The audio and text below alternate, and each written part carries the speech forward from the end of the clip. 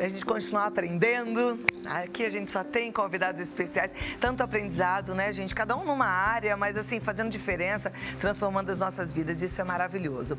Ainda há pouco a Raíssa falava da alegria que ela tem quando vê lá no Instagram alguém falando, puxa, a sua música fez diferença na minha vida, né? E a gente sabe que é Jesus porque é Ele que faz essa grande diferença. Mas como é bom a gente saber que de alguma forma a gente tem feito diferença, agregado valor. E eu realmente estou aqui com essa intenção. Quero poder agregar valor na sua vida. E se tem agregado valor à sua vida, Vida Melhor, espalha para todas as suas amigas, porque a gente precisa de mais e mais audiência, né? É assim. Então pode propagar aí o nosso programa, tá? A gente vai falar hoje de endometriose, que hoje a gente está em março, é o mês da endometriose. Dia 13 de março celebra-se o Dia Nacional da Luta contra a Endometriose, mas vou abrir também para o tema saúde feminina, porque a gente tem uma ginecologista maravilhosa que vai nos ajudar. Mas endometriose não é todo mundo que tem, mas são cerca de 2 milhões de casos de doenças por ano aqui no Brasil. Então a gente precisa entender, até para compreender as dores de alguma amiga, de alguma mulher, às vezes uma colega de trabalho que tem endometriose. A obstetra e ginecologista a doutora Patrícia Gonçalves está aqui. Seja muito bem-vinda. Patrícia, é bom te receber, viu? Obrigada. Que bom estar aqui. Eu é que agradeço. Senta aqui pra gente começar a conversar. Quando a coisa é boa, o tempo voa, né? Sim. Quando a gente fala de saúde feminina, é impressionante que chovem de perguntas aqui no nosso WhatsApp e o tempo fica curto. Mas vamos tentar entender primeiro o que é endometriose. Endometriose é uma patologia, é uma doença que acomete mulheres jovens, desde a adolescência até a fase da pré-menopausa.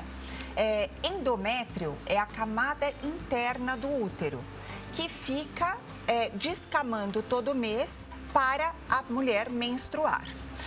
Com a endometriose, é uma possibilidade que esta mulher tem de as células do endométrio, desta camada interna do útero, que aí a gente vê no vídeo aumentando, ela refluir pela tuba uterina, pelas tubas uterinas, né? Que fica uma de cada lado, e cair na cavidade pélvica, na cavidade abdominal. E com isso, essas células aderem a outros órgãos, como a bexiga, como o intestino, e acaba enraizando, aprofundando essas células e dando dor. A mesma dor que a mulher tem quando tem a menstruação, na descamação do endométrio, que a mulher vai ter cólica, ela tem uma dor profunda no intestino, na bexiga, e isso é incomodativo para essa mulher. Eu imagino. Eu, graças a Deus, nunca tive cólica, mas quem tem cólica só na época, na fase menstrual, já sofre? Já sofre. Então, uma cólica espalhada por outros órgãos deve ser uma coisa horrível, né? E é importante, Clau, a gente pesquisar isso durante a consulta ginecológica. Dizer para a mulher qual é o nível, o grau, qual a nota, qual o score que você consegue atribuir a essa cólica que você tem. Porque muitas vezes ela só tem a cólica durante o período menstrual, mas muitas vezes ela tem uma cólica que a incapacita até de ter atividade sexual, por conta da penetração acabar alterando essa mobilidade do útero, e ela sente dor, inclusive, na relação sexual. Tem alguma causa? Por que as pessoas têm endometriose, umas mulheres sim, outras não? Então, é uma pergunta bem interessante, porque a mulher, hoje em dia, menstrua muito mais tempo. Na época das nossas avós, a mulher casava-se muito cedo, tinha filhos muito cedo e ficava muito tempo sem menstruar. Hoje, não. A mulher, ela prorroga a vida como mãe. E ela vai, então, trabalhar, estudar, fazer especializações e, por conta disso, aumentou esse ciclo. Ela menstrua mais tempo, mais ciclos. Então, isto também pode se atribuir à causa de endometriose. Ela fica mais tempo exposta a esses hormônios. Mas a mulher, nós percebemos que a mulher que é perfeccionista, a mulher que é muito criteriosa, criteriosa, que quer tudo correto, que quer tudo certinho, fica mais estressada. E o fator estresse exacerba também a causa da endometriose. Olha, eu fico encantada que toda vez que eu converso com um médico que entende, compreende o ser humano como uma coisa só. Não dá para separar comportamento, a parte emocional da parte física. Sim. Né? Sim. É tudo junto, você vê um corpo só, gente. Não dá para cortar a cabeça, o coração e o resto do corpo que se movimente de outra forma. É tudo junto, né? E é bom a gente identificar essas características, né? Ter esta intimidade, esta liberdade com a paciente, de até dizer, olha, você está muito acelerada, você está muito ansiosa, porque eu tenho que fazer um curso, não está saindo o meu MBA, não estou conseguindo projetar a minha viagem. Então, tudo isso leva a um estresse e com isso ela faz picos hormonais, a camada do endométrio, que é a camada interna do útero, fica espessa muito mais rápido e muito mais intenso, ela descama mais e as contrações uterinas acontecem com mais voracidade e ela sente mais dor. Como é que é feito o diagnóstico da endometriose? Primeiro, pela própria anamnese. Então, a escuta da paciente é muito importante. Pesquisar se ela tem dores e quando é esse período da dor. Então, nós perguntamos, numa nota de 0 a 10, qual é a nota que você atribui à sua cólica? E ela diz acima de 7 ou 9. Tem pacientes que falam 11. Então, são dores muito intensas. Essas dores, elas já refletem na escuta do ginecologista como uma dor mais criteriosa, que nós temos que prestar atenção com mais critério. Então, na anamnese, nós já conseguimos. O exame físico é muito importante. Quando nós fazemos o toque vaginal, quando a endometriose já é profunda, já é mais intenso o grau da endometriose, nós conseguimos sentir no fundo da vagina um espessamento. Às vezes ela diz, é aí que dói. Na relação sexual, é aí que dói. Então, nós já conseguimos identificar o foco da endometriose. E aí vem os exames complementares. Hoje nós temos o recurso do ultrassom transvaginal com preparo intestinal.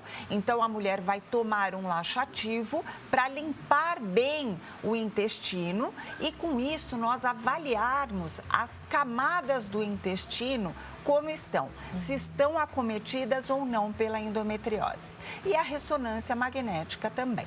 Tem tratamento e cura? Tem tratamento. Tem sim. Se se trata de uma endometriose leve, nós conseguimos tratar com medicação via oral.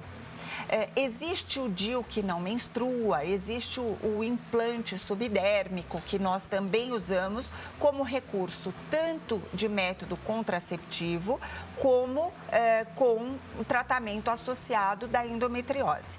Então, isso faz com que bloqueie a menstruação, o endométrio vai atrofiar, vai afinar e com isso a mulher não vai produzir essa camada interna espessa e também vai tratar a região onde está o acometimento da endometriose. As mulheres que têm endometriose têm mais dificuldades para engravidar? Tem. É outra pergunta bem interessante, Cláudia.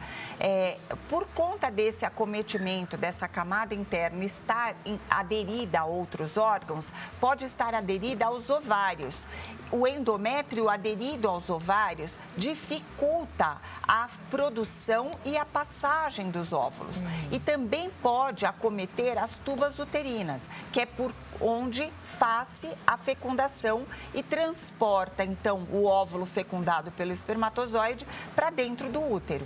E se esses órgãos estiverem acometidos, tem sim uma dificuldade de implantação e até mesmo de fecundação. Por conta disso é que tem a dificuldade para engravidar. Meninas mais jovens, ainda que nem tiveram uma relação sexual, elas podem ter endometriose? É o começo da patologia, quando elas têm um sangramento muito intenso, um fluxo menstrual intenso e cólicas. Então, nós já temos que estar atentos e prevenir, porque a prevenção na adolescência previne que esta mulher vá ter um acometimento mais intenso da endometriose.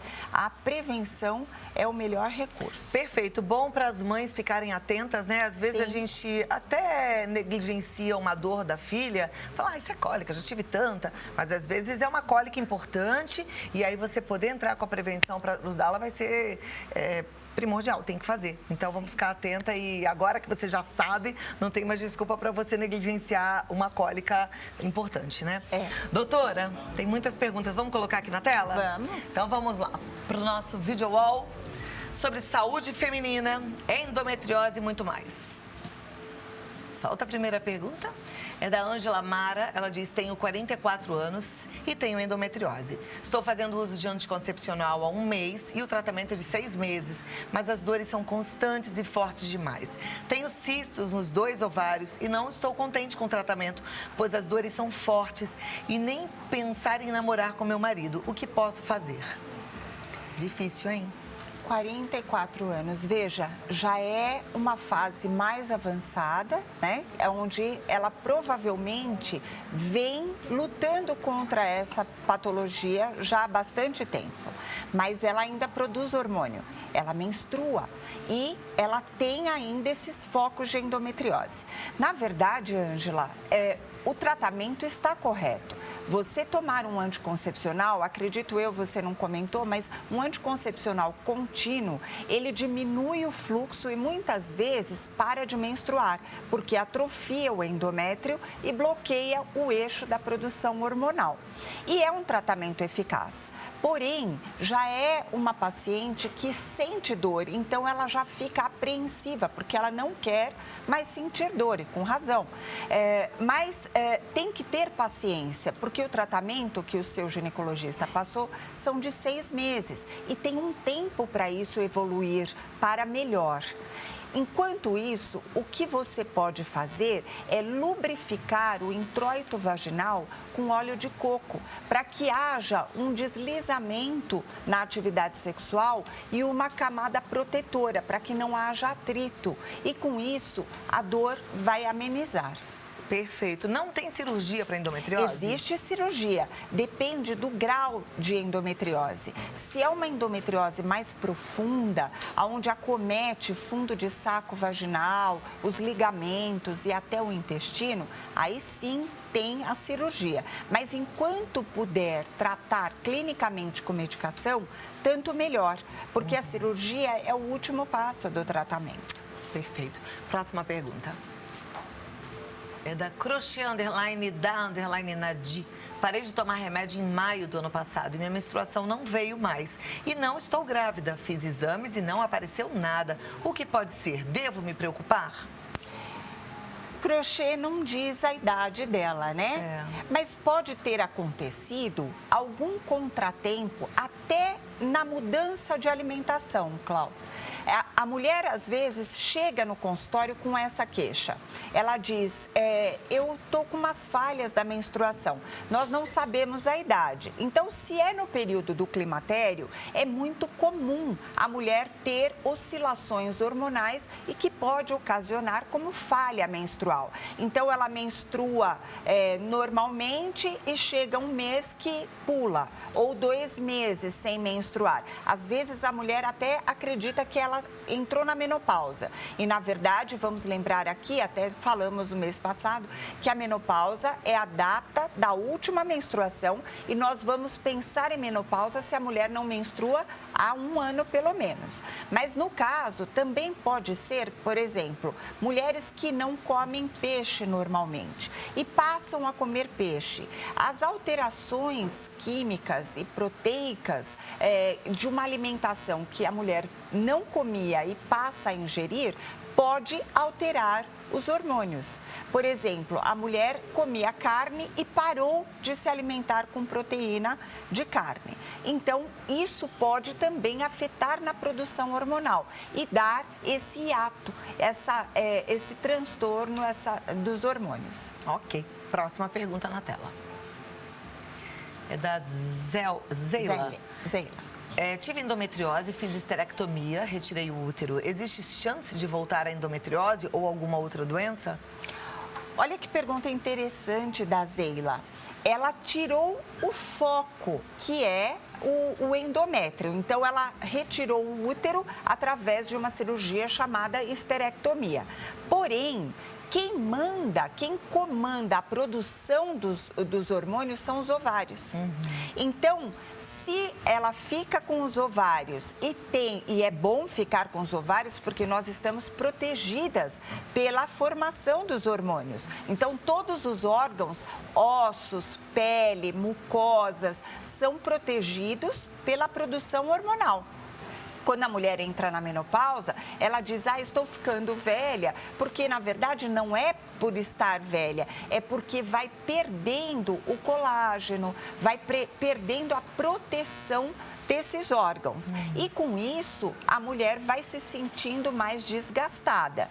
Então, é bom ter os ovários, porém, ele, enquanto está produzindo os hormônios, ele também pode produzir o foco de endometriose que está fora do útero. Então, se ela tinha uma endometriose no intestino ou na bexiga, os hormônios vão continuar sendo produzidos e vai acometer esses órgãos. Ok. Próxima pergunta. Denise Souza 171. Tenho 68 anos e estou com um cisto de 7 milímetros no ovário.